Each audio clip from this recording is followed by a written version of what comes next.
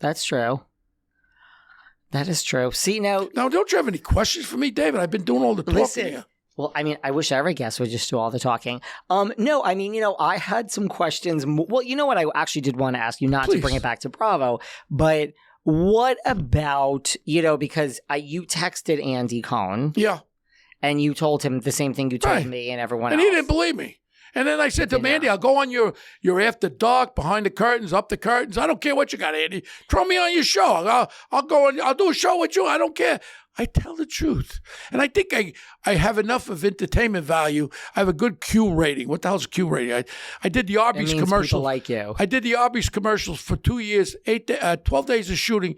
$400,000 a year they paid me for 12 days of shooting. They could use the commercial. They went up 10%. That's when I was going all over the country doing Arby's commercials. And you want to know something? The Q rating came up.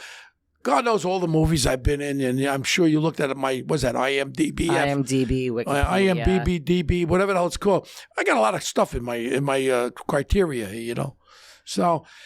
Bo Dietl is just I'm a happy guy. I'm very depressed about the things I talked about, to be very honest with you. I fear for the crime in this city, the mentally ill. And I mean, when we get a legislature like the Assembly, and when they want to defund, and the Senate, when they want, and a city council of morons. Remember the Star Wars scenes at the bar? Yeah. That's what the city council looks like. Morons. Now, basically, when you want to defund the police and when you want to take away any of their tools and you want to take away their pensions, I had Bill Bratton on my podcast. My podcast called Bo Dietl's True Crime Stories. Yeah. Bill Bratton, very, very smart man. He says ever since that George Floyd thing happened, it deteriorated the policing across this country like never before. The respect factor was gone from that, and it was all politicalized by the news media, just jumping on board. Any arrests were made, everyone was thrown out. These were people committing attempted murders, arson, beating people up, cops, and none of them got prosecuted. Is that giving you a sign? I remember my office used to be on Penn Plaza. I was watching them going to Macy's, smash the windows. No one's stopping them. No one's doing anything. Is this where our country's going? Is this where our country? And you, I hope not. I'm scared. I'm really, and that's the thing that keeps me awake at night, thinking about China, thinking about the crime, thinking about the economy, thinking about what's running our country right now, where we have no semblance of any kind of control. It's like an out of control. That's it. We have no control. That I would agree with. Come on, some more questions, David. I like your questions. Okay, well, you said you texted Andy. He didn't believe you. You offered to go on Watch What Happens. Yeah. What happened? Did you? I like Andy. You do? He's one of the most talented guys, and I got to tell you, I know he watches your stuff, and you could tell him. I think he's one of the most talented guys. Andy, I'll do any show you want. You one-on-one with me, I'll do anything you want. And the reality is, he's made some kind of an empire.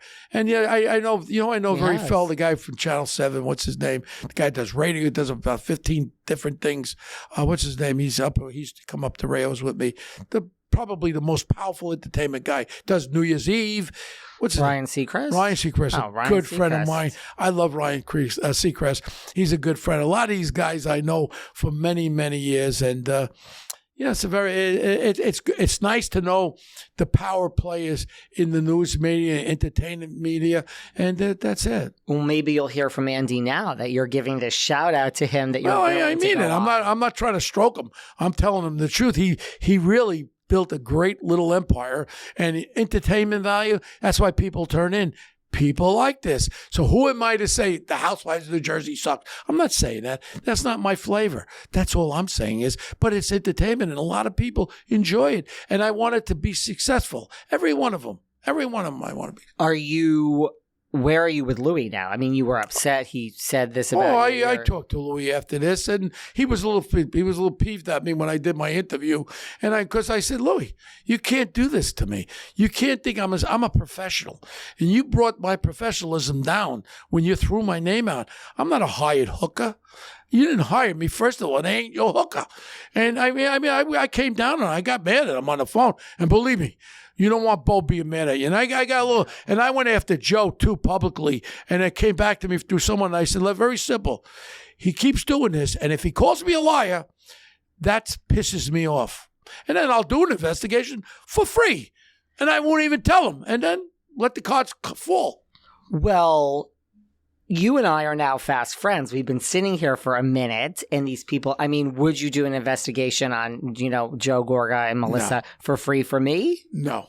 Okay. No. Well, I mean, I thought I would ask you. I'm not interested. You don't want to know something? Again, I'm a professional. You are.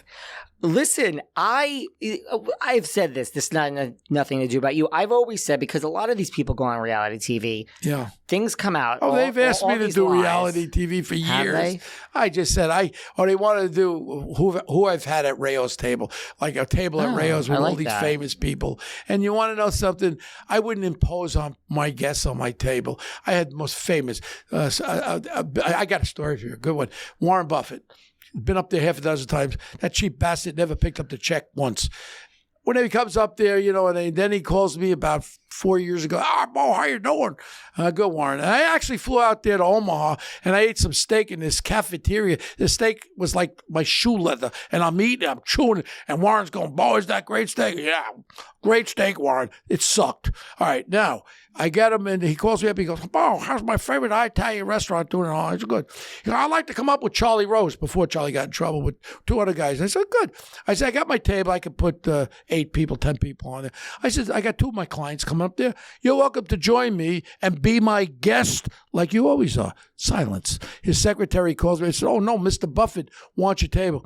I said, you know what?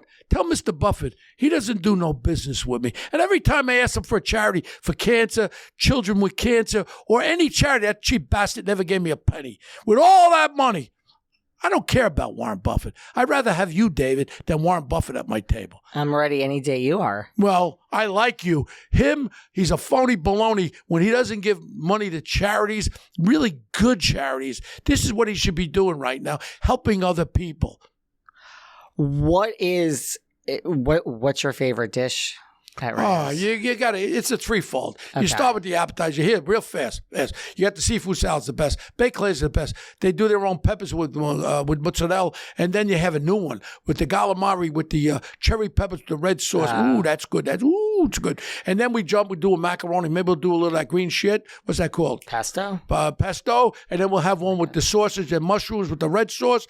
Or the stuffed shells with the bolognese. Then we jump into the main course, so you have to pace yourself. Don't eat too much bread. The bread's the best. Then we jump in the main course. The lemon chicken's really good. Eggplant parmesan's the best around. And then we go, believe it or not, lamb chops. They make great lamb chops. Then we could do a veal marsala or the other one I like, steak pizzioli. They make that nice. Then you got to leave room for the spumoni and the dessert, a little coffee. And then when you leave there, you feel like you're pregnant. Yeah, then you just go home and go to bed. Yeah.